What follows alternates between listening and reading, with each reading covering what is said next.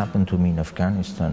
You find a prison director who happens to treat his prisoners in a quite acceptable way, provide them food, there is no ill treatment, and then the director tells you, well, it's because I was in prison and you, ICRC, you visited me. And I realized how important it was to treat well the detainees. So now I'm not going to do to these people what they did to me. He probably doesn't even know that he is complying with rules, and yet he is doing it because of his personal experience.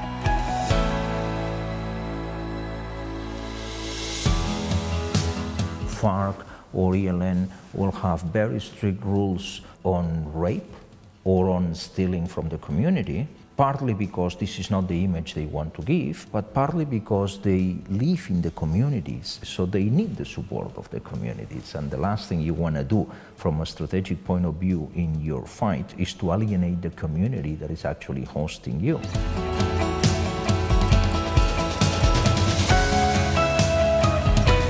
This is one of the challenges that we have in Liberia and in the wars of 2003. We will manage to do dissemination sessions for some of the rebel groups or the rebel units, but when you will arrive in there, you will find yourself that your audience was child soldiers. Most of them very much high on drugs, very traumatized, and basically you cannot have dissemination sessions other than try to organize role plays with them, try to have images that will draw their attention rather than having a talk, because you cannot really lecture them on anything.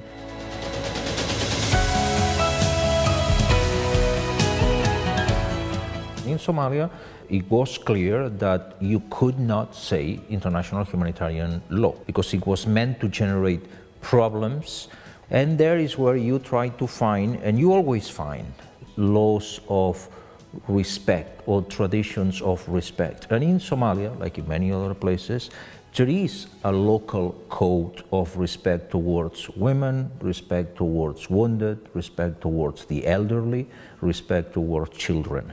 And there is where you try to adapt your message by using those local values that speak to them, that talk to them, that engage them in the conversation.